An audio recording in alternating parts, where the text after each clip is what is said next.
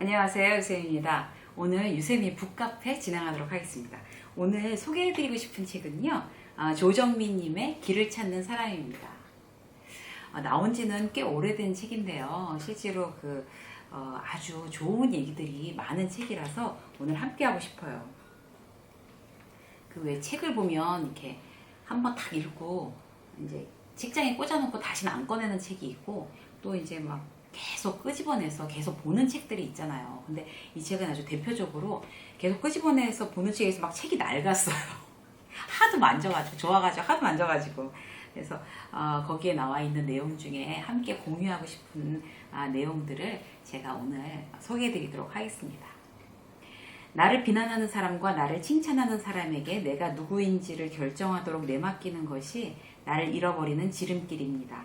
비난이건 칭찬이건 다른 사람 말에 휘둘릴 일이 아닙니다. 이렇게 나와 있어요. 첫 번째 소개해드렸습니다. 우리 왜 누가 막 칭찬해주면 되게 좋아하고, 누가 비난하면 그게 뭐 살이 맞든지 안 맞든지 간에 막 너무 막 상처 입고 막 기분 나빠하고 밤에 잠 못 자고 막 이런 경우들 있잖아요. 그 다른 사람 말에 휘둘릴 일이 아니라고 합니다. 정말 그게 그 얘기가 맞는 얘기면 이제 고치면 되는 거고, 그 얘기에 막 휘둘려서 내가 나를 잃어버리는 거, 거기에 대한 경계를 나타내는 구절이었습니다. 내 안에 거짓을 몰라 남을 비판하고, 내 안에 탐욕을 몰라 남을 비난하고, 내 안에 죄악을 몰라 남을 욕합니다. 남의 허물이 한 가지면 내 허물은 세 가지입니다. 굉장히 찔리는 대목인데요. 남이 허물 한 가지면 나는 세 가지다, 이렇게 생각하면 딱 맞대요. 사실 그런 것 같아요. 남들이 몰라서 그렇지, 얼마나 진짜 따지고 보면 내가 내 허물이 뭔지 내가 제일 잘 알잖아요. 그런 것 같아요. 그리고 사실 남을 막 이렇게 막 비난하고 비판하고 이런 사람 중에 뭐 인격적으로 훌륭하거나 아니면 실력이 엄청 출중하거나 그런 사람들 보셨어요? 사실 별로 없어요. 남 비난하는 사람들 중에는 그런 사람들 별로 없습니다. 자신을 과대평가하면 불만에 시달리고, 자신을 과소평가하면 불안에 시달립니다. 나를 있는 그대로 받아들이면 평안합니다. 요즘 회사나 어디 가정에 불만이 많으세요? 아니면 불안하십니까? 불만 많으시면요, 스스로를 너무 내가 나를 과대평가하고 있나? 이렇게 생각하시면 딱 맞고요. 그 다음에 불안하시면 스스로 과소평가하고 계시는 거예요. 여러분은 여러분이 생각하시는 것보다 훨씬 더 훌륭하고 크십니다. 그러니까 너무 과소평가해서 막 여기저기서 이제 불안해하지 마세요. 네. 자, 또 읽을까요? 무엇을 보고 들었는지가 내 현재이고, 무엇을 보고 듣고 있는지가 내 미래입니다. 보이고 들리는 것을 거절하고 보고 들을 것을 결정해야 내 미래가 열립니다. 이 말도 굉장히 의미심장하죠.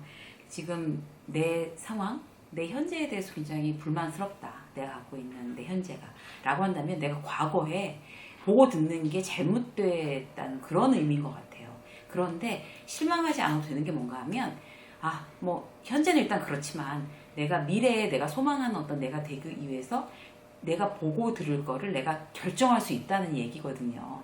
그래서 내가 정말 예를 들어서 부자가 되고 싶으면 정말 부자 성공한 사람들의 그런 어떤 스토리, 어떤 그런 굉장히 좋은 특성들, 이런 거를 계속 보고 듣고 그 사람들을 만나고, 직접 만나기 어려우면 유튜브나 이런 책이나 이런 쪽으로 만날 수 있잖아요. 그렇게 해서 그런 걸로 보고 들어야 되는 거고, 내가 어떤 또 학자가 되고 싶거나 아니면 그런 명예로 어떤 그 사회적 지위를 얻고 싶다거나, 아니면 회사에서도 굉장히 유능한 사람이 되고 싶다고 하면 거기에 걸맞는 보고 듣는 걸 내가 결정해야 된다는 얘기거든요. 그래서 이거는 내가 지금 어떤 돼 있는 나를 갖다가 남 탓을 할 수가 있는 상황이 아닌 거죠. 내가 보고 들은 거에 결과물이기 때문에. 그래서 미래에 대해서 우리가 얼마든지 보고 듣는 거를 잘 결정해야 될 것 같습니다. 네. 마음이 무겁죠? 이런 얘기 들으니까. 나처럼 나를 오해하는 사람은 없습니다. 나는 늘 괜찮은 사람이고 정직한 사람이고 누구보다 바른 판단을 하는 사람입니다.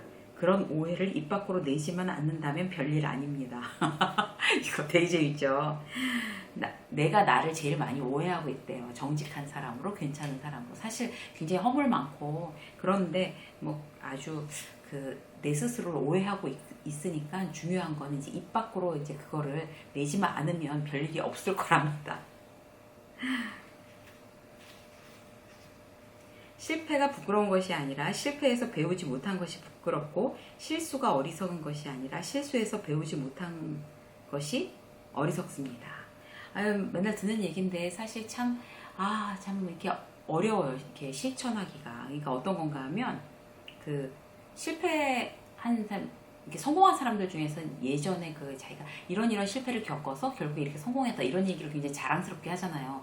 성공한 다음에는 그 실패가 전혀 부끄러운 게 아닌 거죠. 그런데 실제로 이제 실패가 실패로 아예 그냥 마지막이 실패로 디엔드 뭐 이렇게 돼버리면 그거 자체는 굉장히 좀 부끄러운 일인 것 같아요. 그래서 어떻게 해서든지 그 실패를 성공의 어떤 그런 원동력을 삼아서 이렇게 딛고 뛰어야 되는 건데, 그러려면 이제 굉장히 치열한 자기와의 싸움이 필요한 것 같습니다. 그리고 이제 실수에서 배우지 못한 것이 어리석다라는 얘기는 뭔가 하면, 회사에서도 그런 일 되게 많은 것 같아요. 예를 들어서 이제 거래처랑 미팅 약속을 했는데 예를 들어서 김대리가 그걸 실수를 한 거예요. 분명히 유선상으로 이렇게 얘기했는데 거래처에서 딴 얘기하는 거죠. 지금 날짜가 잘못된 거예요. 그리고 예를 들어서 그걸 바이어가 오기로 했는데 그 날짜도 잘못되고, 그러면 이제 굉장히 중요한 미팅 같은 난리가 날 거 아니에요. 그러면 그 실수를 하면 그 다음에 그러지 않도록, 자, 메일로 주고받아서 증빙을 남기고, 그 다음에 문자로도 이날 맞죠? 이렇게 해서 다 보내고, 그 다음에 유선으로도 다시 한번 확인하고, 내일 언제입니다 라고 3단계를 거쳐라 라고 이렇게 선배가 얘기해 주는데, 그걸 또 못 지켜서 그런 실수를 똑같은 걸 반복한다 그러면 그건 정말 어리석은 일입니다. 그래서 실수라는 거를 경험 삼아 다음엔 동일한 실수가 벌어지지 않도록 하는 거, 그런 거는 정말 어디 회사뿐이겠어요. 집에서도 마찬가지고 인간관계에서도 마찬가지고 여러 군데 다 적용이 되는 거죠. 또 볼까요? 남을 욕하고 마음 편한 법이 없습니다. 욕은 남을 비참하게 만들기 전에 나를 하찮게 만들기 때문입니다. 웬만하면 욕하지 마세요. 이렇게 돼 있어요. 근데 이제 그런 거 있잖아요. 이거 아무한테도 얘기하지 마. 이러고 막 누구 뒷담화하고, 그러고 나서 또 헤어질 때도 그거 진짜 아무한테도 얘기하면 안 돼? 그럼 그렇게 걱정되면 말을 말든가. 예, 그렇잖아요. 그러니까 누가 다른 사람이 들어서 안 되는 얘기는 하지 마시자고요. 그게 이제 결국 자기 스스로를 굉장히 하찮게 만드는 일이라고 합니다. 인생에는 뜻밖의 일과 뜻대로 되지 않는 일이 그치지 않지만, 웃음을 잃지 않으면 상황은 반드시 호전됩니다. 다만 그때까지 기다리는 사람과 못 기다리는 사람이 있을 뿐입니다.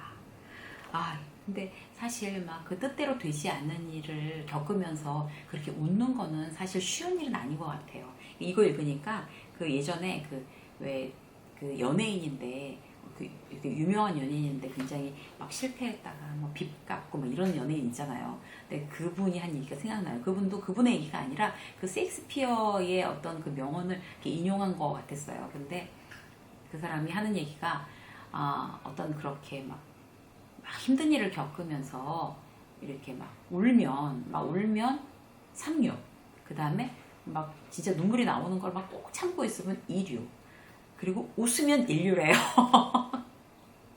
그 얘기 듣고서 진짜 그렇구나. 그렇게 힘든 일을 겪으면서도 웃고 정말 여유가 있고 여유를 잃지 않고 이래야지만 어쨌든 극복하고 갈 수가 있겠구나, 더 쉽게. 그런 생각이 들었는데 똑같은 맥락인 것 같습니다.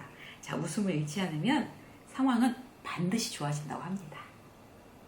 지금 웃을 일이 없으신 여러분들도 꼭 믿고 웃으시길 바라겠어요. 불평하는 사람들을 만나다가 같이 불평하고, 욕하는 사람들과 다니다가 같이 욕하고, 꿈꾸는 사람들과 지내다가 같이 꿈꿉니다. 나는 함께 시간을 보내는 사람들과 같이 빚어집니다. 이렇게 돼 있어요. 주변 사람들 한번 생각해 보세요. 나는 꿈꾸는 사람들이랑 같이 있나? 나는 희망을 얘기하는 사람들이랑 함께 있나? 이런 거 생각해 보면 참 좋은 것 같아요.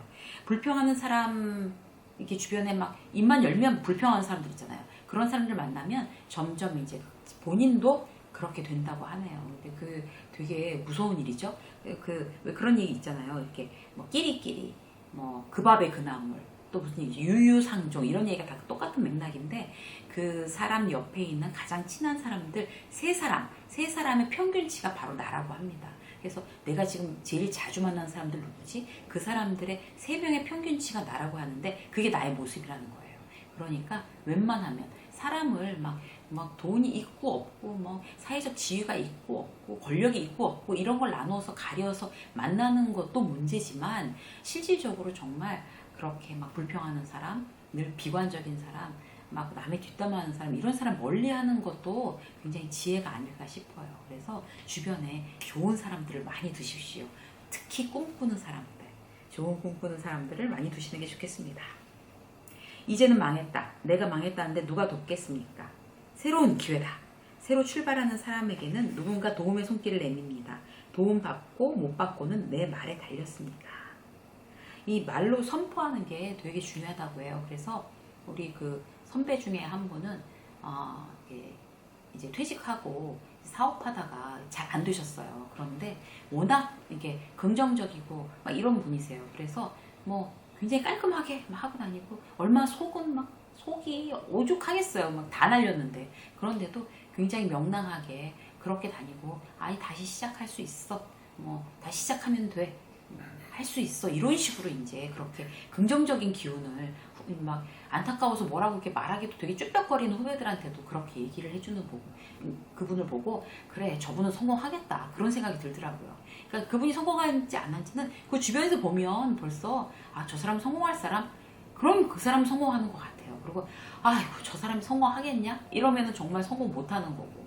그래서 누구에게나 아 저 사람 성공할 사람이다 라고 보이는 것 자체가 이렇게 새로운 기회다 할 수 있다 라고 얘기하는 게 아닌가 싶습니다. 마지막 구절이에요. 내 삶에 감사가 늘면 내가 겸손해지고 있다는 사인이고 불만이 늘면 내가 교만해지고 있다는 사인입니다.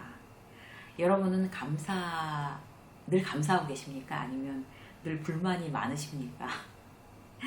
감사가 많다는 거는요 겸손해지고 있다는 사인이라고 합니다. 그래서 우리 인생에 정말 모든 게 보이는 것마다 우리 막 감사 얘기 쓰자는 막 그런 얘기도 제가 이제 영상에서 여러 번 말씀드렸는데 정말 감사 많이 하고 점점 감사할 일이 점점 쌓이고 겸손해지고 그렇게 우리 스스로 정말 이렇게 무르익는 이 가을처럼 그런 우리 모두가 됐으면 좋겠습니다. 유세미 직장서 오늘 여기까지 하겠습니다. 고맙습니다.